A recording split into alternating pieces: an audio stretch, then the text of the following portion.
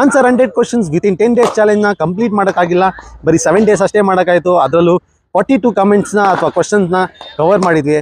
So no excuses, stop ಆಯ್ತು ಅಷ್ಟೇ. ಮತ್ತೆ ನಾವು ಕಂಟಿನ್ಯೂ ಮಾಡೋಣ ಈ 100 ಕ್ವಶನ್ಸ್ನ ಮುಗಿಯೋವರೆಗೂ. ಸೊ ಆಗ ನೀವು ಕೇಳಿರುವಂಥ ಫ್ರೀಕ್ವೆಂಟ್ಲಿ ಕೇಳ್ತಾ ಇರುವಂಥ ಕ್ವಶನ್ಸ್ಗಳಿಗೆ ಆಲ್ರೆಡಿ ಆನ್ಸರ್ ಮಾಡಿದ್ದೀನಿ. ಸೊ ಅಲ್ಲಿ ಹೋಗಿ ನೀವು ಚೆಕ್ಔಟ್ ಮಾಡ್ಬೋದು, ನಿಮ್ಮ ಕ್ವಶನ್ಸ್ಗೆ ಖಂಡಿತ ಆನ್ಸರ್ ಸಿಗುತ್ತೆ. ಹಾಗೆ ಇನ್ನೂ ಕಾಮನ್ ಆಗಿ ತುಂಬ ಕ್ವಶನ್ಸ್ ಬರ್ತಿರೋದು ಅಂದರೆ ಫಾಸ್ಟ್ ಬೌಲಿಂಗ್ ರಿಲೇಟೆಡ್, ಹೇಗೆ ಪೇಸ್ನ ಇನ್ಕ್ರೀಸ್ ಮಾಡೋದು, ಹಾಗೆ ಲೈನಲ್ಲಿ ಲೆಂತ್ ಹೇಗೆ ಕಂಟ್ರೋಲ್ ಮಾಡಬೇಕು ಅನ್ನೋದೆಲ್ಲ. ಸೊ ಒಂದಲ್ಲ 10 ಎಕ್ಸಸೈಸ್ ಅಥವಾ ಬೇರೆ ಬೇರೆ ಥರ ಡ್ರಿಲ್ಸ್ನ ಹೇಳ್ಕೊಡ್ಬೋದು ನಿಮಗೆ. ಬಟ್ ಅದರಲ್ಲಿ 10 ಜನದಲ್ಲಿ ನಿಮ್ಮಲ್ಲಿ ಒಬ್ಬರು ಮಾತ್ರ ಸರಿಯಾಗುತ್ತೆ, ಇನ್ನು 9 ಜನಕ್ಕೆ ಬಾಡಿ ಪೇನ್ಸು ಅಥವಾ ಇಂಜುರಿ ಚಾನ್ಸಸ್ ಜಾಸ್ತಿ ಆಗುತ್ತೆ. ಫಾಸ್ಟ್ ಬೌಲಿಂಗ್ ಕಲಿಯೋದು ಅಷ್ಟು ಈಸಿ ಅಲ್ಲ, ನಾವು ಕಂಪ್ಲೀಟ್ ಸ್ಕ್ರ್ಯಾಚಿಂದ ಕಲಿಬೇಕಾಗುತ್ತೆ. ಸೊ ತುಂಬ ಕೋರ್ಡಿನೇಷನ್ಗಳಿರುತ್ತೆ.